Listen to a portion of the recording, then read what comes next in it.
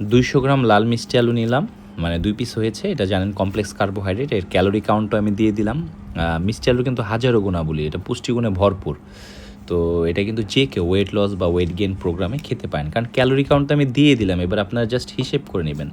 তো 2টা ডিম আমি সিদ্ধ করে ভালোভাবে ম্যাশ করে নিলাম, এগুলো সব মিক্সড করব। তারপরে এর মধ্যে আমি বিটরুট দিব। হ্যাঁ, বিটরুট তো আপনারা জানেনই, বিটরুটের আসলে গুণাবলীর শেষ নেই। এটা আমাদের ব্লাড ফ্লো বাড়ায়, কোলেস্ট্রল কমাতে হেল্প করে, ফ্যাটি লিভার কমাতে হেল্প করে। আমি বিটরুট পাউডার বা এই ফর্ম 2 ফর্মেই খাই।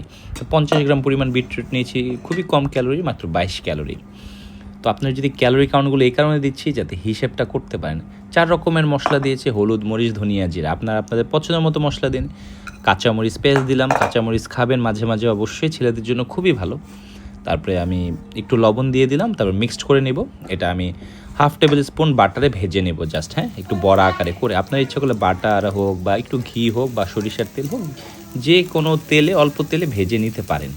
এটা সব কিছু মিলিয়ে দারুণ পুষ্টিকর খাবার, সবাই পছন্দ করে। হ্যাঁ, সব কিছু মিলে এটার আমি ক্যালোরি কাউন্টও দিয়ে দিচ্ছি, 420 ক্যালোরির মতো হয়। যে কেউ যে কোনো সময় এটা খেতে পারে।